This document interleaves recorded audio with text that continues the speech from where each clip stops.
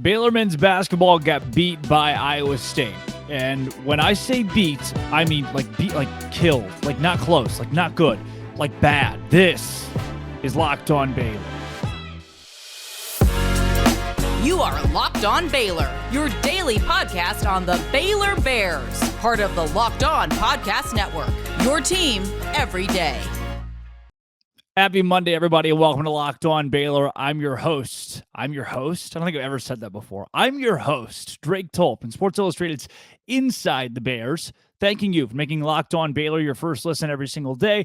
I want to start by, let's take care of some clerical stuff that I feel like I've not done a very good job at recently. Happy holidays. Happy New Year. New Year, by the way. It's not Happy New Year's, apparently. I'm a big Happy New Year's guy, I've realized, which is, I guess there's a big controversy over that. If you're a Happy New Year's person, apparently you're uneducated. So I've had to change mine to Happy New Year. So that, I wish that to you. I hope you had a lot of fun times with family, safe, fun times with family. And I hope that those fun times with family overshadowed the unfun time of being a Baylor fan for this week. There are ebbs and flows of every sports program in America. This is an ebb of Baylor athletics, from football to basketball to the question marks around the other athletic teams in the program. Look, good job to Baylor women's basketball. They won by a lot of points against TCU. The Frogs didn't win everything this weekend. Baylor women's basketball took care of business. Nikki Collin, a really good win for her. Congratulations to them. I am happy for them, but very upset with the way that Baylor men's basketball played. Also understanding that TCU played in the college football playoff that night. They had just knocked off a really good Texas Tech team in basketball. I wanted to be happy with a Baylor win and then TCU to be sad, and it didn't happen. We'll get more into tomorrow's show into how to feel about TCU, their college football playoff success, and all of that. But today it is basketball, and it is sad. I've started to realize as I turn the page, you know what, more clerical stuff. Thank you for a great 2022, 300,000 listens and over 100,000 unique listeners too. So a lot of new people that have come across the show just since March. And as a college kid, I couldn't be more blessed by that. I actually got emotional the other day thinking about how cool it's been to be on this ride with all of you and all those Baylor fans, whether you love me, hate me, love the show, or hate the show. At least you're watching, and at least you're there. So thank you for that. Thank you for making the year a great year. We're in the top 5% of all podcasts that exist through 173 shows. We're going to keep on trucking in 2023. And hopefully Baylor men's basketball keeps on trucking in 2023, because that was just bad. The Iowa State men's basketball program under TJ Otzelberger is good. Baylor didn't just lose to some scrubs. See you later. This was going to happen anyway. It's a good Iowa State team, and I don't think that helps me very much at all, actually. I want to go through the rest of the Big 12 too at some point in the show, because Kansas was down by 15 at Allen Fieldhouse at halftime. They beat Oklahoma State. Texas coming back game 70-69, and Norman, TCU, like I already mentioned, beat Texas Tech by 6, one of the other ranked teams in the Big 12, getting a comeback win against the Red Raiders. And then Kansas State takes number 24 West Virginia to overtime and beats them. I think all this is indicative of how good the Big 12 is, but there was one blowout on the week, and it was your Baylor Bears at Hilton Coliseum against Iowa State. This game was almost, I don't want to say non-competitive early, but it was in Baylor's favor, because Iowa State didn't know what to do with Adam Flagler. Flagler scored 12 of the first 13, 14 points for Baylor in this game, and there was a point where the Bears led by 9 early. You could feel like I started to question, is the crowd at Hilton just not very good? Because it doesn't sound like anybody's there. Baylor sucked all the energy out of the complex, what felt like all the energy out of Iowa State. And if you didn't watch the game and just check the box score, you're like, oh, Baylor's up by 9. Sweet. The number 12 team in the country is going to roll over an unranked opponent, where the Bears have had a lot of success against Iowa State in the last couple of seasons. So there's a point here where I really thought Baylor had this game not on lock, but early at least, I felt comfortable and confident. But that 9-point lead quickly turned into a double-digit deficit. Now, not by halftime. By half, Baylor was still well within the ball game at 34-31, but Iowa State had clearly marched back. From the time that it was 29-20 Baylor, then 31-30 for Iowa State. That is a 14-2 swing where the Cyclones going into the half took a huge advantage over the Bears. If you want a bad number, like I always have talked about how, and it's a Matt Rule thing too, he kind of instilled this in me, how the middle section of the game matters so much. The end of the first half in basketball, in football, in pretty much every sport, the beginning of the second half is where the game is typically won or lost, and it's exactly where the Bears lost this game. This is maybe the craziest stat of all of it to me. From the 6:49 mark, 6 minutes and 49 seconds left in the first half, Josh Oceanwuna goes down with a dunk. Baylor leads the game 27-18, 6:49 mark. For the remainder of the first half, almost 7 minutes, Baylor would make one field goal. That is right, one field goal. I don't want to completely rain on this parade because I get it. It's a Monday. The holidays just ended. What is there to be happy for? But there's a lot of rain in this parade that I can't quite get around. Iowa State goes up by 3 after just a dismal way for Baylor to close the half. You're hoping that Scott Drew can rally the troops at halftime, and actually the opposite happened. Iowa State outscores Baylor by double digits in the second half, comes home with a 15-point win. That was embarrassing. I think it's a good way to put it, because down the stretch, Baylor just didn't really make things close. The last 10 minutes of the game, you're like, all right, Iowa State's going to win this game. I thought there would be one of those Baylor moments where the Bears go on the run, they get within 3 or 4 points, and then bam, punch you in the mouth and maybe close it, maybe lose tight, but at least you're competitive. No, this game just wasn't competitive. Adam Flagler in the first half was a star. He had 18 points in the first half of Baylor's 31. He was the team. Keontae George, on the other hand, had 1 point in the first half. So when you're missing LJ Cryer, you need somebody else to step up. I thought it was going to be George. No, he had 1 point in the first half. Second half, I'm not sure what conversation was had in the locker room, but Keontae comes back out, has 15 points in the last 20 minutes alone. Adam Flagler has 2 points. So they just flipped roles in the first half and the second half, and there was never a moment where multiple Baylor players on the floor were clicking at any single point in time. Flo Thamba only logs 22 minutes. Jalen Bridges had 28 minutes of what I thought was really good basketball. He was a bright spot, 6 for 10, had 12 points too for the Bears and 4 rebounds.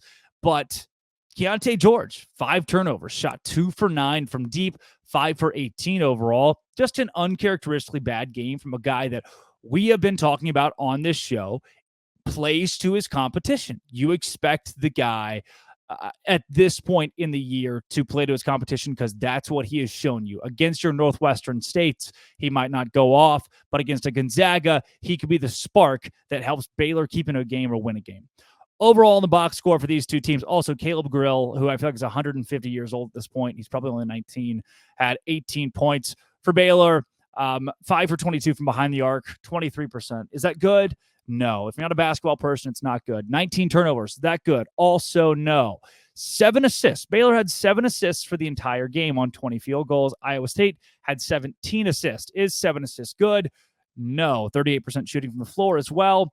They did out-rebound Iowa State, 32-30. Scott Drew has made it a big point to go get rebounds and be better at rebounding. They did that, and they subsequently lost by 15 points on the road. So what does that mean for this team moving forward? What does that mean in conference play? How do you bring any positive bright spots out of this?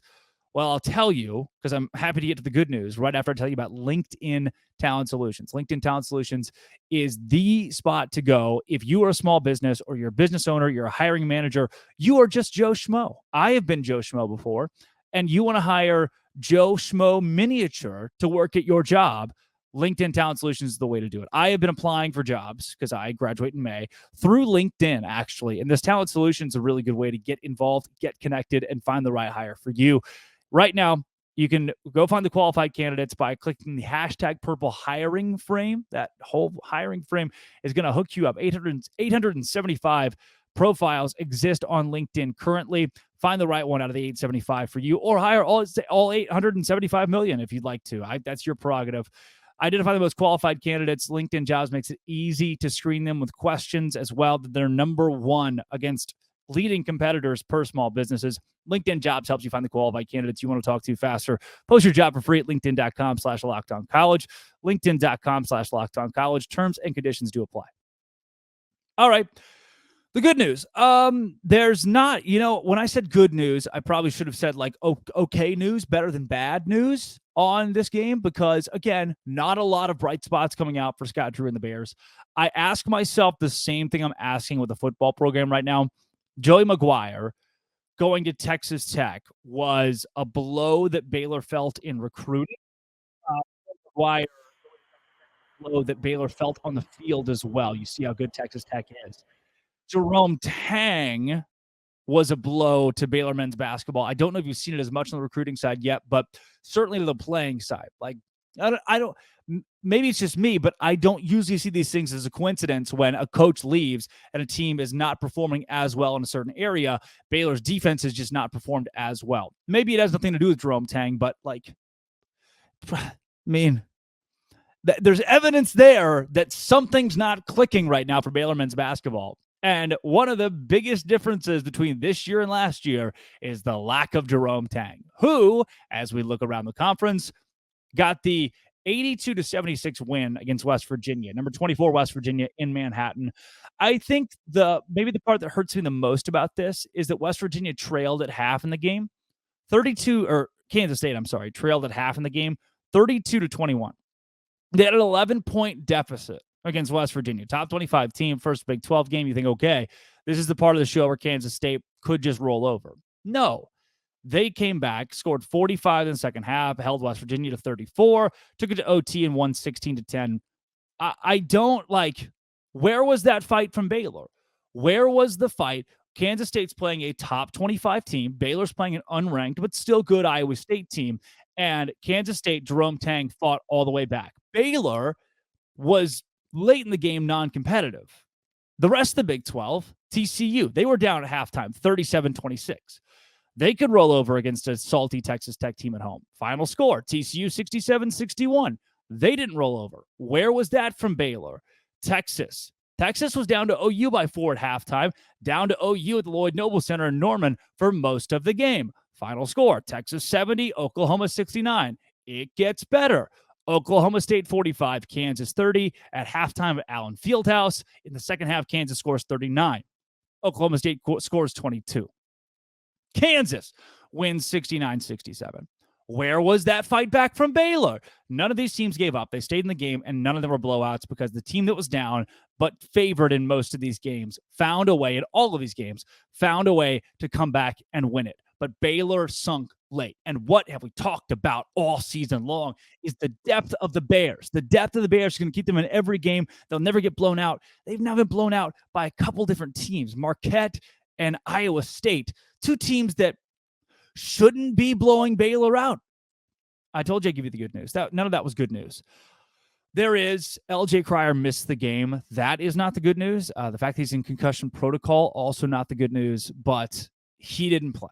So is he the difference in 15 points? Actually, he could be. He really, really could be, because his scoring is vital to this team. His energy is vital to this team. His defense at this point in the juncture can also be vital to Baylor. So the lack of LJ Cryer was a factor in why this game went the way that it went. I truly believe that.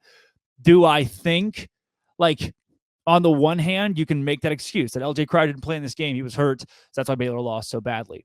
On the other hand, if LJ Cryer goes down, God forbid, does that mean that Baylor is just not going to be a very good basketball team? I don't think that should be the case with Keontae George and Adam Flagler and Dale Bonner. I'm going to ask, like, where were some of those guys? Dale Bonner only had 4 points. He played 30 minutes and had 4 points. Is 0 for 2 from deep. You had Langston Love playing 21 minutes with 0 points. Caleb Lohner had 3 points.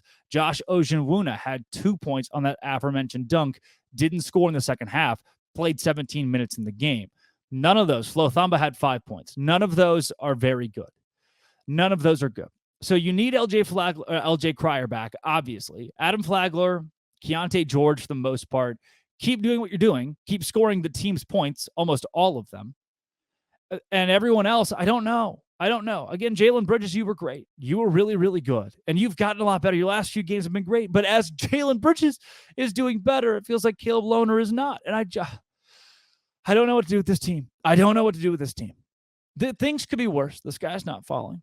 UNC keeps losing. They're preseason number 1, and they keep losing. But we've talked about Baylor's depth. And when Baylor's depth doesn't show up, that's going to be a problem. The bench players in this game for Baylor scored 5 points. That is as many fingers as I have. All together. I'm from Arkansas, so both hands combined. 5 points for the whole bench. I don't know, man. The bench took 6 shots. 6 shots. Yep. Langston Love took 3. Josh Ojewuna took 1. He was 1 for 1. Caleb Lohner took 2. And this team got killed at Iowa State. There was no depth. Bring me back LJ Cryer. Let him be a spark. Let him score a ton of points. That's it. That's the good news. LJ Cryer's coming back. Baylor plays TCU on Wednesday in Waco. Please win that game. You should win that game. TCU beat Texas Tech, which surprised me. They've been a lot better, but also they are, statistically, there are metrics for this, the number 1 luckiest team in college basketball. Make their luck run out against you in Waco. You're playing at home against TCU. There's your good news. If Baylor's playing Kansas at Allen Fieldhouse on Wednesday, there would be no good news. But there's your good news. There's your good news. It's TCU. Should be a win. Show up. LJ Cryer, please play. Please. Training staff, if he can't play, don't let him play, though. You know that. Scott Drew had a post-game press conference after the game. And I think my favorite post-game press conferences are ones that come after losses because coaches are usually transparent, Scott Drew being included. I always like to hear what they have to say after these because, you just got drubbed, guys. How do you respond from that? Coach, how do you respond? Oh, wait, first, betonline.net. Number 1 source for sports betting info, stats, news, and analysis. I don't know if you knew this. My girlfriend goes to TCU. Yeah, I've never mentioned that to anyone that listens to this show. And in the wake of that, I bet $50 legally on TCU, because of the state that I'm in, on TCU to beat Michigan. I don't know if you saw this, but TCU did beat Michigan. They're going to the national championship, which sucks. That was a payout of like $127. That was awesome. Thanks to betonline.net. All kinds of basketball going on right now. Bowl games that are going on right now. Other assorted national championship games that may or may not include teams in the Big 12. Those are going on right now. Go on BetOnline and do some safe wagering. You can find all of that on their site. Mobile device to learn more right now. BetOnline's where the game starts. Scott Drew, take it away. Oh. Well, the best thing I saw all day was Nick Joes. He's an unbelievable man and did a great job for our program. So, as far as the typical Big 12 game, hard fought, game of runs, I thought we did a good job first half, and then into the half, losing the momentum hurt us. And then second half, we didn't start out great, and I got to do a better job putting us offensively better positions to start the second half. And then I thought we did a bad job getting to Gabe and Caleb, and they really hurt us. And coming in, obviously, we knew we wanted to make things tougher on them, and we didn't. And they did a good job getting open and getting shots. And Scott, after a good run defensively the last 4 games, what do you kind of feel like didn't go so well today? Well, I think, they shot 50%. We had 19 turnovers. Those 2 areas you're not going to – I don't even need to look at anything else. You can't have 7 assists, 19 turnovers, and let the other team shoot 50% and 44% from 3 and win. So a lot of things we got to do better than better. Again, this is the Big 12. You're playing NCAA tournament teams, and it's a good growing experience. We had a lot of guys out there that it's their first time playing in the Big 12, and it's different. Scott, over here. For the second straight year, Iowa State's playing with a true freshman point guard. Can you talk a little bit about Taman Lipsey and your thoughts on him today? Yeah, I think any freshman that plays in this league's got to be special because you're not going to play a freshman and win if they're not special. And I think the best thing he does is take care of the basketball. He's tremendous and doesn't turn it over and gets his shooter shots. And then the other thing is defensively, he's really, really good for a freshman. So TJ's done a great job identifying really good point guards, and that's why they've been able to play as freshmen. Scott, when they shoot it like that from three, does that put your whole defense kind of off schedule from what you want to do? Yeah, I mean you can't give up 10 for 23 and 50% from the field and win in this league, especially if you turn it over 19 times. So we got to play a lot better to even give ourselves a chance. But again, they had to make those shots. Some of them were tough. Some of them we didn't contest enough, and we just want to control what we can control, and giving them open shots is not what we needed, especially two guys that are capable of getting hot like that. And Adam, looked like you took kind of a hard fall at the end of the game. Are you feeling okay right now? Yeah, I'll be fine. Dave, our trainer, did a great job analyzing me and everything, and just a little sore, but I'll be fine. It's a Big 12 play. I've been through it, so I'll be ready for TCU. And Adam, kind of what sticks out about how the offense didn't have maybe its best start to open in the second half today? Credit to Iowa State. They're a high-level defense. I think they're number one in our conference, and we knew that. And we just got to do better, take care of the ball, finishing plays. We've had a couple of up downs that we just didn't finish, knocking down shots all around. So, credit to them. They're a high-level team, well-coached, and so we just got to be better. And Scott, we don't see the concussion protocol a lot in basketball. What's kind of the process that LJ has to clear to be able to come back? And once Dave says he's good to go, my job's pretty easy. It's play him if he clears him, or can't play him if he doesn't. So I know we trust the process. Anything else? Thank you, guys. If we turn it over again, I'd have had a concussion protocol. That was Scott Drew. Could be more sad. That's good. Scott's tough to break, man. It's a tough cookie to break. And Baylor right now is tied for last place in the Big 12, and that's not good. Every other team that was favored won, and every other team that was favored won via a comeback. Not Baylor. I don't want to say they gave up, but they didn't have enough to beat Iowa State. The effort wasn't enough to beat Iowa State, and Baylor lost. I don't think they lost to a better team. I don't think Iowa State's a better team. So something in the effort, something in maybe the air, Hilton Magic, didn't go Baylor's way, and that's not very cool. You know what is cool? Transfer portal quarterbacks. Come back tomorrow. We're going to talk about that. We're going to talk about football. We'll talk about football. We'll talk about Baylor's opportunity to get transfer portal quarterbacks, who they could get. I am ready for one. I want one. Please give me a quarterback sooner than later on Locked On. Thank you for making it your first listen every single day. Baylor.